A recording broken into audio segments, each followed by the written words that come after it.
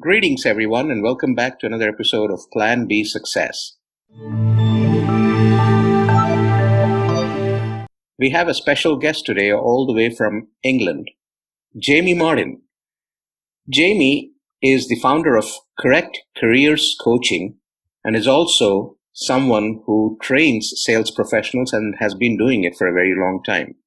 Today, we're going to learn some business advice from him about founding a company as well as training others in order to succeed in their chosen careers. So welcome, Jamie. Thank you, Rajiv, for having me on the show. It's great to be here and provide as much value as we can to the listeners today. Well, why don't you tell us a little bit about yourself in your own words? Let's start there. Yeah, so I fortunately had a very fruititious and enjoyable career in sales. I don't know if many people can say that. I'm sure they can. For me, it's been 10 years of business-to-business selling. I've also done a little bit of B2C, so business to consumer. And during those 10 years, I worked in telemarketing roles, so telesales, telemarketing, media sales. And then I had a very, my career was mostly grounded in recruitment, which I did for 6 years. And I think from all of that sales experience in different industry sectors, in different roles and positions, has really helped me understand the sales environment. And then I took a career break last year from recruitment and I decided to set up my own business, Correct Careers Coaching, which is primarily a sales training and sales strategy business. But within the arms of the business, there will be career coaching, hence the name, and looking at employment retention strategies. When I was in recruitment, I did a lot of recruitment in the sales division, and I found that, I was placing sales professionals into different roles. So I would understand a lot about their roles and experience and reasons for leaving companies. And, for me, I achieved a lot, won awards and had some great successes and rewards in my sales career. So I wanted to set up a business that could develop sales professionals, look at, their developing their capabilities and career growth, and, let them have a lot of retention within businesses. And yeah, I thoroughly enjoy what I do. So I hope that was a good sum up there. Absolutely. So tell us a little bit about the whole sales process, right? So you've actually been in the sales profession. So what do you believe in terms of the sales psychology? What are the most important aspects of succeeding at that profession?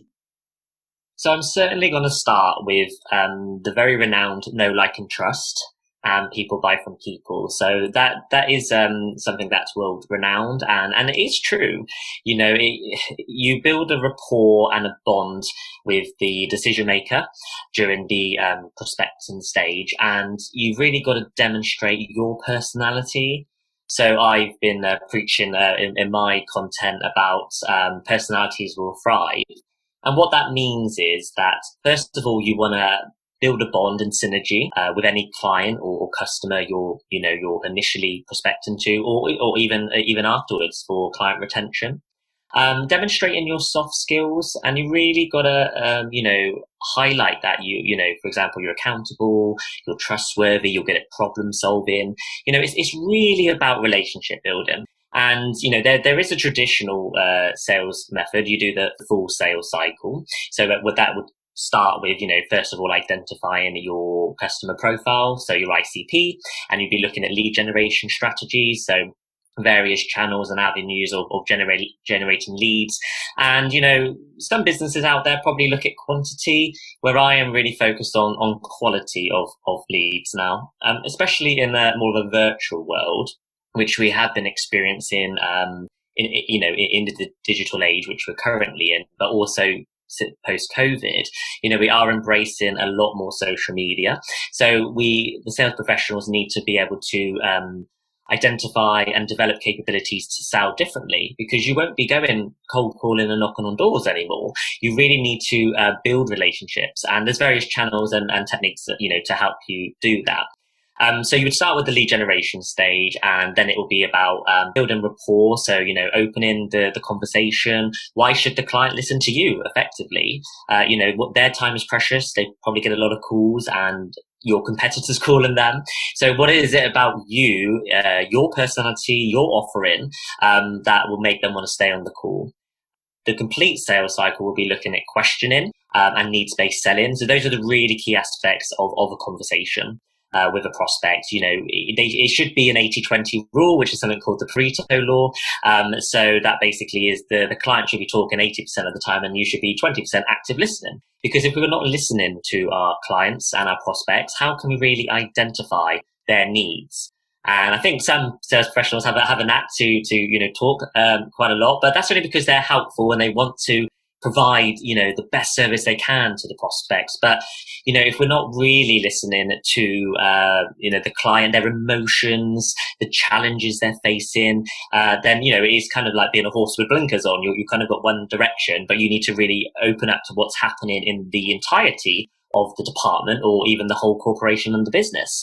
When you do get through the questioning, you would be looking at needs-based selling, so matching your offerings and your services or products to the prospect, making sure you are solving their problems and overcoming any challenges, which leads on to the objection handling stage, which is quite tricky for some because you usually get the cost objection there. And then towards the end of the call, a call or meeting or video conference, whatever the conversation with the prospect is, you are looking to convert that and follow up in a timely fashion. So that's really the sales cycle, and my sales training looks at all of those programs with a personal approach. So I like to be one-to-one or in workshops or with teams to really understand their industry sector, what their challenges are, and then tailoring these types of programs to make sure we're matching their needs. And I'll finish off with one other area of selling, which you might want to lead on some more questions about. But social selling and social media marketing is certainly a new area of modern sales, which is why I call myself a modern sales trainer, because I teach that as well. And I incorporate that into the sales process and strategy for businesses, because it's certainly a platform you need to be able to utilize, especially in this day and age, to convert your prospects. So let me ask you this. You have been in telesales, you've also been in recruitment and headhunting, and then you've also done B2B sales. So for all these things, what have you truly enjoyed and what stands out for you? I really liked the headhunting side of my background. So when I was in a renowned recruitment company, a UK leading, and it's a global business as well, after 6 years with the business, I was promoted 5 times, won an award, and become promoted to manager, set up my own sales branch, and really got to do so many fantastic things within the business and continue my academic learning as well. Pre my sales experience, I developed learned a psychology degree and a postgraduate business psychology certificate, which really gave me the passion for understanding individual differences and building relationships, which is why I feel a career in sales was the right avenue for me to choose. So when I got to learn the recruitment industry, which was new industry to me at the time, and I started on 2 cold desks. So obviously, no clients were given to me really.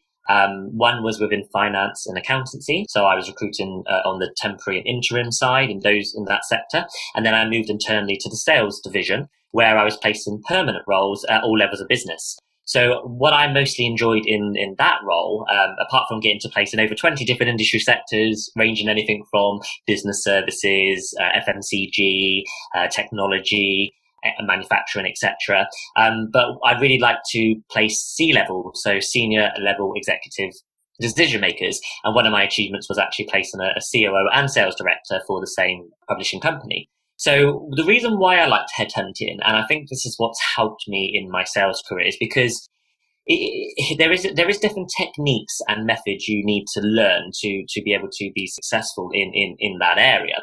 First of all, it's about research and due diligence. And headhunting, so using the channels and resources you have to be able to find the candidate of choice. And the platform I was mostly using was LinkedIn. It is the B2B number 1 platform out there, and I could really search the profile I was looking for, really look at their history on their personal profile on the LinkedIn. But I can also look at the companies they work for, and you've really got to sort of match up the dots. to say, is this the person right for the company that you are recruiting for based on their job description and specification.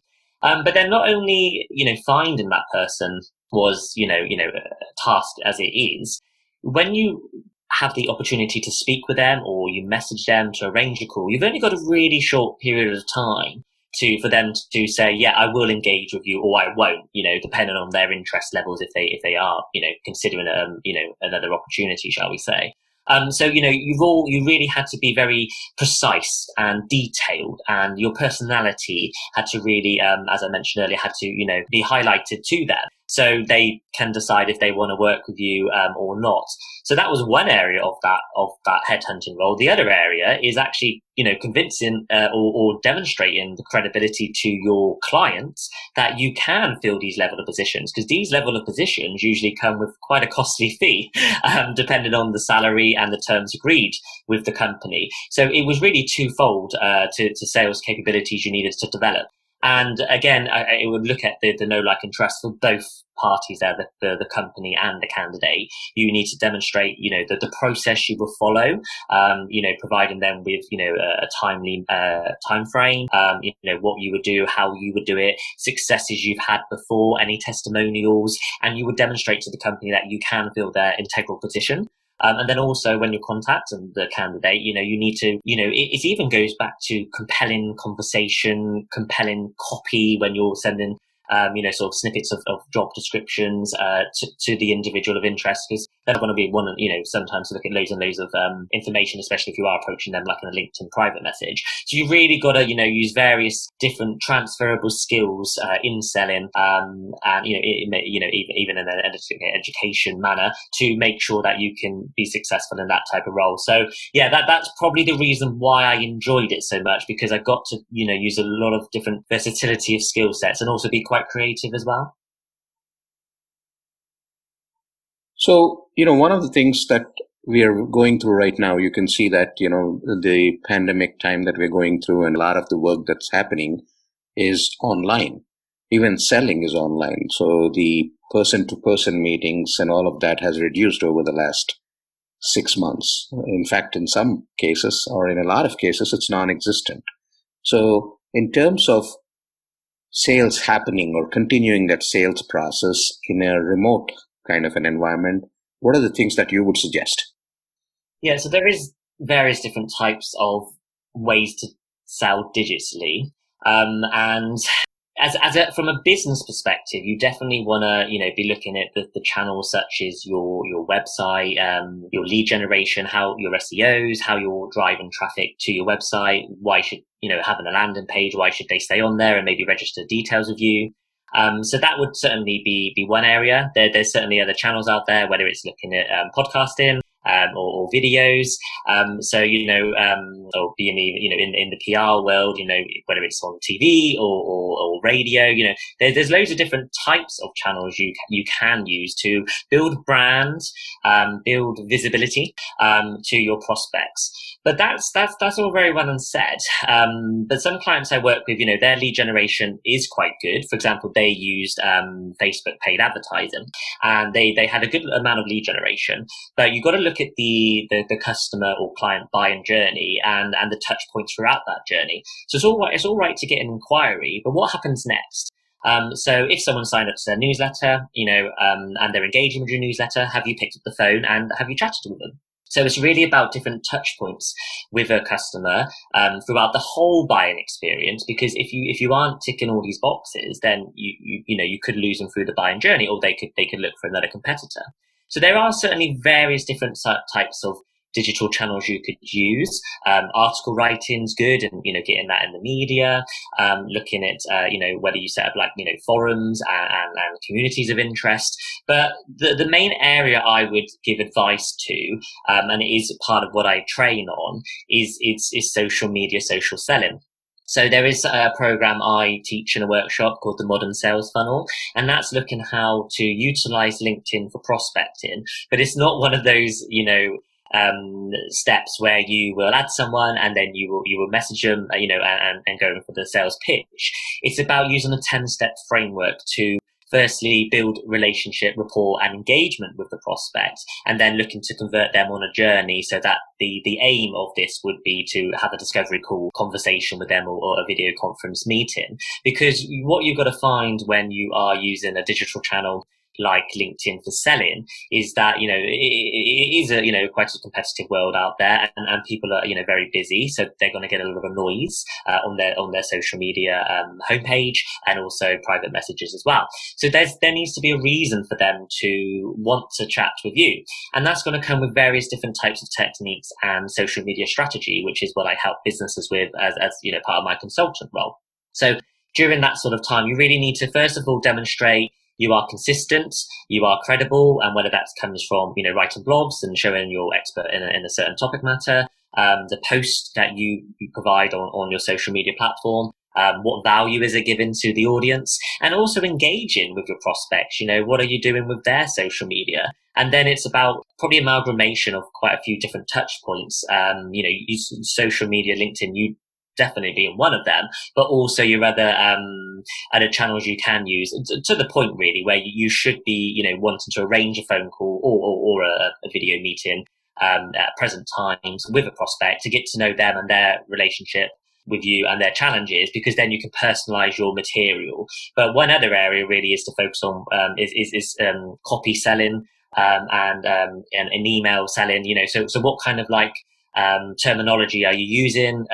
So when I teach one of my workshops, I say, this is one of my favorite clients. I know this, and this about them. This is my target market. What do you know about your client? And it really just doesn't just go down to their demographics, their industry sector, what size business they're in. It really goes down to, their personal interests and what you can identify from, say, using a LinkedIn platform. Because then, you are talking to your audience. And I mentioned earlier about quantity versus quality. The more you can do these techniques and utilizing digital channels for selling can really help you during the buying process, and help you to convert more prospects with ease. How's that similar, or how does that differ in terms of B2B sales, especially the multi-million-dollar sales that need to happen out there in this kind of an environment? So predominantly, I'm talking from a business to business perspective. Anyone who's really utilizing LinkedIn and actually embracing it, on a daily basis, they are business to business predominantly. And it doesn't matter if it's a service or product. You are on there. You are promoting your business, or you are engaging with other businesses. If it was more of a business to consumer, don't get me wrong, I'm sure there are businesses on LinkedIn doing that. Facebook's also a good platform for that, even Instagram. But for, again, the question for business to business, it would be exactly the same on LinkedIn. You are building relationships with people, not about the product or the service. Clearly, you have in mind what service or product you want to fulfill your need, or who is your target client to go after. But, it will go down to, again, you are building a relationship with a decision maker. So the first step I would say to any business development representative, SDR out there, is to basically, or sales director, is, to first of all find out who the decision makers are. Once you found out the decision makers are, and it could be multiple of them. So, if we're talking about large corporations here, whether you're looking at the C-level, the executive level individuals, or a certain head of department, you need to find out who that is, and you need to build a relationship with them. And you can do that through LinkedIn. If it's more of a sort of a bit of a headhunting technique, you can use, like, say, add-ons like LinkedIn Premium, or it might even just be a bit of research to find out, who that person is, and contacting them. And you can contact them via various channels, and using traditional and modern sales methods. But the question and the answer is the same. It doesn't matter what the high value of the product or service is, or volume of it is, you are still building a relationship with a key decision maker. But I do feel that they will probably research you just as much as you're researching them once you're at that point of transactional selling. So they may go on your LinkedIn profile. And if your LinkedIn profile doesn't demonstrate all these areas I've just been speaking about, then again, will they look to, use a competitor of yours? So it's just something you've really got to, be on top of it every day. In terms of solopreneurs, especially with social selling that we're discussing, there are different kinds of personalities in terms of how people are. Some are introverts, some are extroverts, some, would like to just focus on their piece of it and not comfortable talking to other people. And the whole social setting is about interaction. So when it comes to Facebook groups or Instagram or chatting with people or responding to them, there are personalities of people that could conflict with some of this work that needs to get done in terms of turning in a sale. What are your thoughts on that? Yeah, it's a great question, Rajiv, and I cover this sort of in my training. So I think for me, if I'll tell you a real story, I was probably more of an introvert when I was in my education in school, and then I wouldn't say I'm a full extrovert right now. I'm more of an ambivert, so a mixture of the two, because obviously I train on sales. But in the sales professional environment and many different individuals out there who are selling, it's a range of personality traits. And I don't necessarily think it matters to be successful if you are an introvert or you are an extrovert. You are still building relationships with your ideal, client profile, your ICP. And at that point, you might build a relationship with an introvert, if you're an introvert, and they could be your client, or it could be an extrovert and an extrovert, or it could be an introvert and an extrovert, and vice versa. So if the question is, how are you using your strengths to socially sell? Introverts, and there's some famous introverts out there where we're talking about Bill Gates, Barack Obama, and Mark Zuckerberg, people who have done amazing things in the world. It might be that if you're an introvert and you're selling, you're really great at writing copy. So why don't you utilize those skill sets and, do fantastic social media posts and article writing and, drafting copy or on the website or wherever it may be and driving traffic towards that. So you can utilize those skills in that way. And then once you've, got clients of interest to you, then it's about building the relationship with them on a personal matter, a channel such as the phone or video conferencing tools. And the same for an extrovert.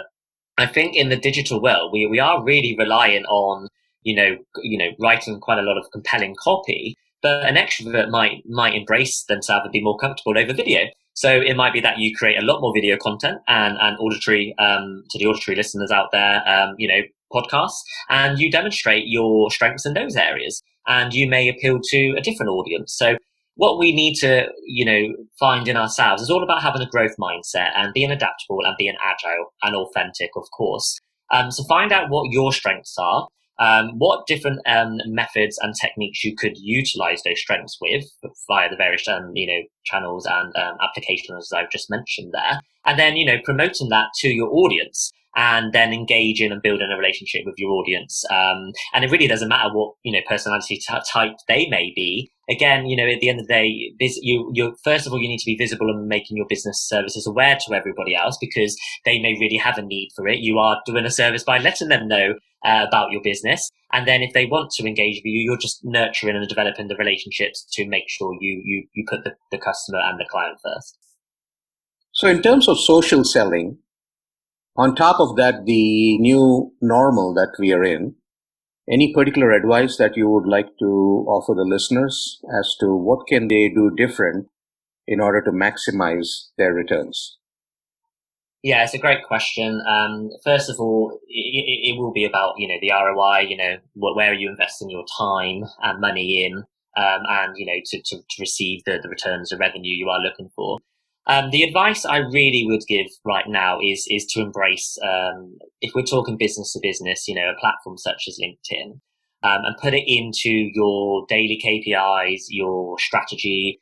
If you're a big business, you might want to, outsource the social media content to, an agency. But either way, the individuals who are doing the selling, they need to be on LinkedIn, and they need to be, they need, if they haven't had much training on it, then go to a social media trainer, or a sales trainer to be able to use it effectively. But what they can do with that is, first of all, not only help research who their future clients are and customers, but how to develop their own profiles. So they are, an all-star profile, it's called, or be standing out against your competition, and then engaging with it on a daily basis. As you mentioned, in this new normal, if you were in a field sales role and had X amount of meetings in a week, you might not necessarily have that. You'd have saved time on traveling all over the world, because you'd be embracing probably more video conferencing right now. So why not use that time effectively and, spend, those hours on a platform such as LinkedIn and really engaging with your target audience. And then it might be that you launch an article series or that you join groups of interest, you set up your own community. But the aim is to really, think about developing and embracing skill sets in a digital way. And, for business to business selling, LinkedIn is certainly a channel that you could maximize, build relationships, and then you can lead that on into, engaging phone calls and video conferencing meetings. So the advice is to, in the strategy of a business, and in the daily tasks and activities the sales team does, is to make sure they have a good amount of social media time and LinkedIn time in there, or another channel of choice to build relationships with clients. With Correct Careers Coaching, what all do you offer? So what sets me apart is I teach the full sales cycle. So as I mentioned, a traditional way of selling, anything from lead generation to conversion, and also the social media marketing and social selling. So my offering really is 2 workshops. One is the new business conversion, one is the social media for prospecting. And I will teach one-to-ones or in teams, and we'll go on a journey and, based on how that looks like. I work with SMEs as a consultant. So I will sales train the team and develop their capabilities, analyze them over a period of time, making sure, they become the high performers. But I'd also work with the leaders of the business, looking at their sales strategy. So as mentioned throughout this podcast episode, whether we look at their marketing, their resources, their ICT, their social media. So I really will work with the owners of the business to make sure that all of these channels and techniques and touch points are maximized, so they improve their gross sales, which is my tagline. I do have my own pioneering sales psychology program. So from my psychology degree and my sales background, I've launched my own program, which I teach on a personal basis to more experienced sales professionals. And recently I collaborated with another business, and we've launched an e-learning sales course for business to business training that is more within the HR sector, but it has a lot of good content in for any business to business who are service selling. So my offering is I am an agile trainer. I really listen to my clients, mostly within the service sector in the business to business sales environment, and a range of sectors I've covered already. I think my metrics are about 28 when I'd like to analyze since I've started the business. But the professional services, business services, HR, recruitment, obviously I do a lot of sales training for recruitment as well from my background, is what I'm offering. And my passions are anyone who learns something new, different techniques, walk away and implement that in their sales role that they didn't know before, then my job is done, basically. Awesome. And where do people find you? So two channels. The website is www.correctcareerscoaching.com. Or as I'm preaching throughout this episode, LinkedIn is primarily what I use. So please add me and engage with me. I really like to build relationships on a global platform, and you can find me on there, Jamie Martin, and it's got the BSc ons at the end of the name. Awesome, Jamie. Thank you so much for joining us today. It's been a pleasure talking to you and learning lots of things about sales from you. Before I let you go, one takeaway for the listeners, anything that you'd like to share with them?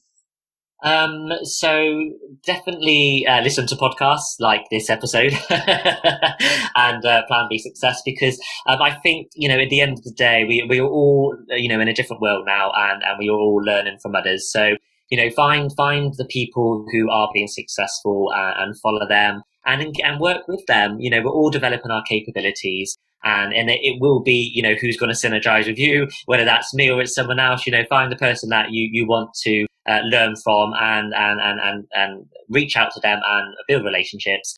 And continue developing your skills, as we will all support one another through this. So thank you very much for today. I really enjoyed chatting with you, Rajiv. And I hope the listeners really took quite a few takeaways from today. Absolutely. Thank you so much for joining us. Wish you the very best, and we'll be in touch. Thank you again. I hope you liked that episode and are enjoying all the episodes in Plan B Success podcast. I'd encourage you to go subscribe on your favorite platform, whether it's any listening platform or YouTube or wherever you listen to podcasts. Make sure you subscribe so that you enjoy this content and extract from it what serves you best, what benefits you in your own life, personal, professional, business, whatever it might be.